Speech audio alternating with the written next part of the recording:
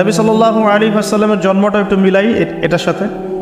আমাদের নবীও ঠিক এরকমই একটা সমাজে জন্ম নিয়েছেন। ইব্রাহিম আলাইহিস সালাম যেমন জন্ম নিয়েছেন শিরকে ভরা সমাজে, চতুর্দিকে মূর্তি পূজা হচ্ছে, ইভেন তার বাসায় তার বাবা হচ্ছে মূর্তি পূজারীদের সর্দার, তারপরে তিনি জন্ম নিয়েছেন। ঠিক তেমনি রাসূল সাল্লাল্লাহু আলাইহি ওয়াসাল্লাম যে মক্কায় জন্ম নিয়েছেন, সেই মক্কা ছিল শিরকের আখড়া। সেখানে লাত, উজ্জা, হুবল, মানাতের পূজা হতো, সুদ ছিল, জিনা ছিল, ব্যভিচার ছিল, মাদক ছিল, গোত্রীয় হানাহানি ছিল, নারীর অবমাননা ছিল। এরকম আইয়ামে জাহিলিয়াতেও নবী সাল্লাল্লাহু আলাইহি ওয়াসাল্লাম জন্ম নিয়েছেন। নবী সাল্লাল্লাহু আলাইহি ওয়াসাল্লাম, ইব্রাহিম আলাইহিস সালাম, দুজনের চেহারাও একরকম ছিল, দুজনের চেহারার গঠনটাও একরকম ছিল, দেহের গঠনও একরকম ছিল। মেরাজের রাতে নবী সাল্লাল্লাহু আলাইহি ওয়াসাল্লাম দেখে এসেছিলেন, ইনি কে যাকে দেখতে হুবহু আমার মতো লাগছে? জিবরাইল আলাইহিস সালাম বলেছেন, ইনি আপনার পিতা ইব্রাহিম আলাইহিস সালাম। সুবহানাল্লাহ।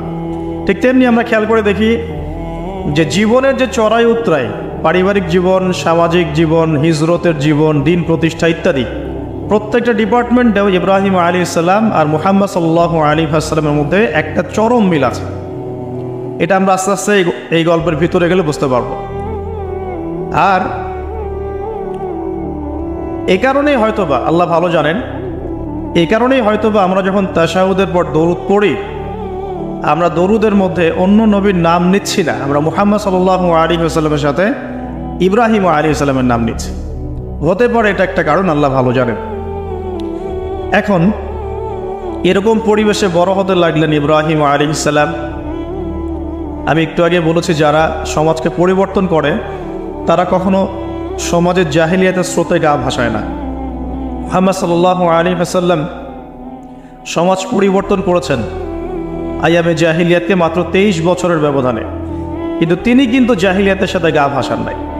তিনি কখনো সুদ খান নাই, তিনি কখনো মূর্তি পূজা করেন নাই, তিনি কখনো কোনো অন্যায় গুনাহ করেন নাই, তিনি কখনো মাদকদ্রব্যের কাছেও যান নাই, কিন্তু সমাজটা ছিল এগুলোতে নিমজ্জিত। ঠিক ইব্রাহিম আলাইহিস সালামের ক্ষেত্রেও সেই, তিনি একজন প্রধান পুরোহিতের ঘরে জন্ম নিয়েও কখনো মূর্তির ধার কাছে যান নাই।